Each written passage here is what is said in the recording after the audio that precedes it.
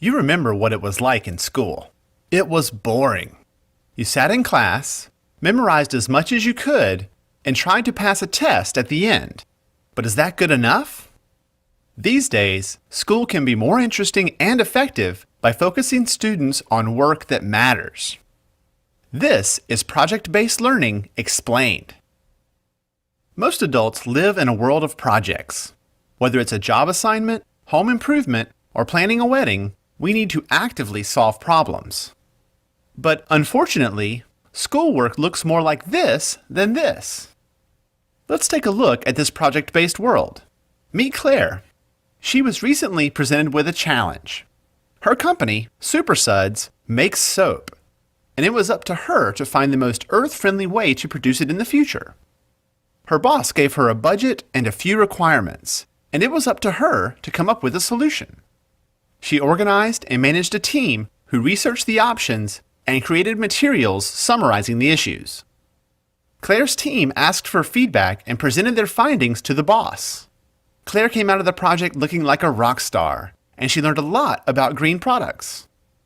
If you look closely, Claire's success involved critical thinking, collaboration, and communication, things that aren't often taught in traditional classrooms. The world needs more Claires, so how do we get them? The answer is project-based learning, or PBL. By focusing students on a project, teachers put them on a path that deepens their knowledge and builds skills they'll need in the future. Here's what I mean. Mr. Simmons has always been a good science teacher, and his students do well on Friday's tests. Unfortunately, what they learned was gone by Saturday morning.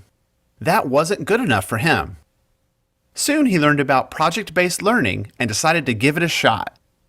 Mr. Simmons got the idea for his first project on microorganisms when nearly half of his students were suddenly absent with the flu. He asked his students why they thought so many of their classmates got sick at the same time. That lively discussion produced a lot of good questions and a list of things the kids wanted to know.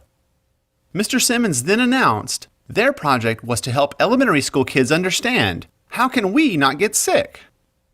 After dividing the class into teams, he got them started on the project.